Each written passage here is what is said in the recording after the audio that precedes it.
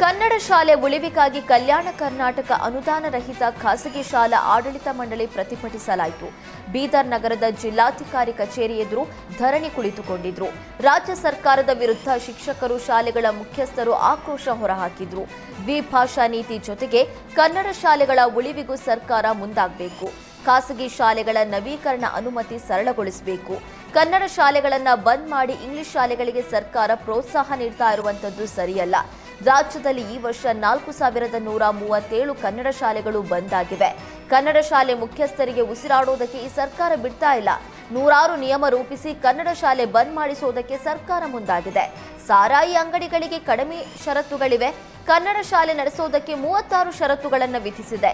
English ಶಾಲೆಗಳಿಗೆ ಹೆಚ್ಚು ನಿಯಮಗಳಿಲ್ಲ, ಆದರೆ ಕನ್ನಡ ಶಾಲೆಗಳಿಗೆ ಷರತ್ತು ವಿಧಿಸಲಾಗ್ತಾ ಇದೆ.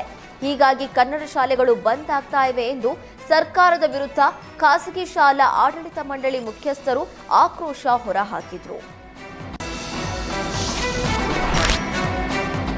ಚಿಕ್ಕಮಗಳೂರು ಜಿಲ್ಲೆಯ ಕೊಪ್ಪ ತಾಲೂಕಿನ ಮೊರಾರ್ಜಿ ದೇಸಾಯಿ ವಸತಿ ಶಾಲೆಯಲ್ಲಿ ವಿದ್ಯಾರ್ಥಿನಿ ಮೃತಪಟ್ಟ ಘಟನೆ ಹಾಗೂ ತಾವರೆಕೆರೆಯಲ್ಲಿ ನಡೆದ ಅಪ್ರಾಪ್ತ ಬಾಲಕಿ ಮೇಲಿನ ಅತ್ಯಾಚಾರ ಪ್ರಕರಣ ಖಂಡಿಸಿ ಪ್ರತಿಭಟಿಸಲಾಯಿತು.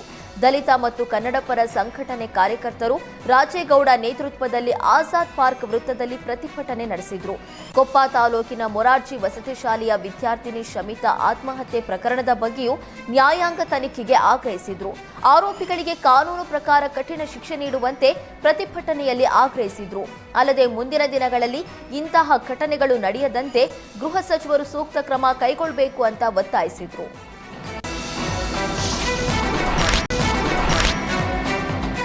ಸ್ನೇಹಿತನ ಮನೆಗೆ ಊಟಕ್ಕೆ ಹೋಗಿ ವಾಪಸ್ ಬರುವಾಗ ಹಠಾತ್ ಹೃದಯಾಘಾತ ಸಂಭವಿಸಿ 23 ವರ್ಷದ ಯುವಕ ಮೃತಪಟ್ಟಿದ್ದಾನೆ. ಗುಬ್ಬಿ ತಾಲೂಕಿನ ಅರೇಹಳ್ಳಿ ಗ್ರಾಮದ ನಿವಾಸಿ 23 ವರ್ಷದ ಸಿದ್ದೇಶು ಮೃತಪಟ್ಟಿದ್ದಾನೆ. ಚಿಕ್ಕನಾಯಕನಹಳ್ಳಿಯಲ್ಲಿ ಊಟ ಮುಗಿಸಿಕೊಂಡು ವಾಪಸ್ ತಮ್ಮ ಮನೆಗೆ ಬರುವಾಗ ಹೃದಯಾಘಾತ ಸಂಭವಿಸಿದೆ.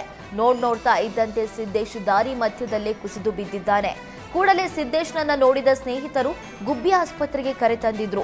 ಆಸ್ಪತ್ರೆಗೆ ಕರೆದೊಯ್ಯುವಷ್ಟರಲ್ಲಿ ಸಿದ್ದೇಶು ಮೃತಪಟ್ಟಿದ್ದಾನೆ. ರಾಜ್ಯದಲ್ಲಿ ಹೃದಯಾಘಾತದಿಂದ ಸಾವಿನ ಸಂಖ್ಯೆ ದಿನೇ ದಿನೇ ಹೆಚ್ಚಾಗ್ತಾ ಇದೆ. ಹೀಗಾಗಿ ಯಾದಗಿರಿಯಲ್ಲಿ ಚಾಲಕರಿಗೆ ಆರೋಗ್ಯ ಹಾಗೂ ಹೃದಯಾಘಾತದ ಬಗ್ಗೆ ಜಾಗೃತಿ ಮೂಡಿಸಲಾಯಿತು. ಯಾದಗಿರಿ ನಗರದ ಚಿತ್ತಾಪುರ ರಸ್ತೆಯಲ್ಲಿರುವ ಆಂಜನೇಯ ದೇವಸ್ಥಾನದಲ್ಲಿ ಆರೋಗ್ಯದ ಕಾಳಜಿ ಬಗ್ಗೆ ಜಾಗೃತಿ ಮೂಡಿಸಿದ್ರು. ಈ ವೇಳೆ ಸಾಮಾಜಿಕ ಹೋರಾಟಗಾರ ಉಮೇಶ್ ಮುದ್ನಾಳ್ ಮಾತನಾಡಿ, ಲಘು ವಾಹನ ಚಾಲಕರು ಸದಾ ಒತ್ತಡದಿಂದ ಚಾಲನೆ ಮಾಡ್ತಾರೆ. ಇತ್ತೀಚಿನ ದಿನಗಳಲ್ಲಿ ಯುವಕರಲ್ಲಿ ಹೃದಯಾಘಾತ ಹೆಚ್ಚಾಗ್ತಾ ಇದೆ. ಹೀಗಾಗಿ ಕೊಲೆಸ್ಟ್ರಾಲ್ ಯುಕ್ತ ಆಹಾರ ಸೇವಿಸಬಾರದು. ಆದರೆ ಚಾಲಕರು ಬಾಡಿಗೆಗೆ ಹೋದಾಗ ಅನಿವಾರ್ಯವಾಗಿ ಅಂತಹ ಆಹಾರವನ್ನೇ ಸೇವಿಸಬೇಕಾಗುತ್ತೆ. ಹೀಗಾಗಿ ಚಾಲಕರು ಮನೆಯಿಂದಲೇ ಬುತ್ತಿ ಕಟ್ಟಿಕೊಂಡು ಹೋಗಬೇಕು. ಚಾಲಕರು ಇಡೀ ಕುಟುಂಬಕ್ಕೆ ಆಧಾರವಾಗಿ ಇರ್ತಾರೆ. ಪ್ರತಿಯೊಬ್ಬರ ಜೀವ ಅಮೂಲ್ಯವಾಗಿರೋದ್ರಿಂದ ಬಹಳ ಸುರಕ್ಷತೆಯಿಂದ ಇರಬೇಕು ಅಂತ ಸಲಹೆ ನೀಡಿದರು.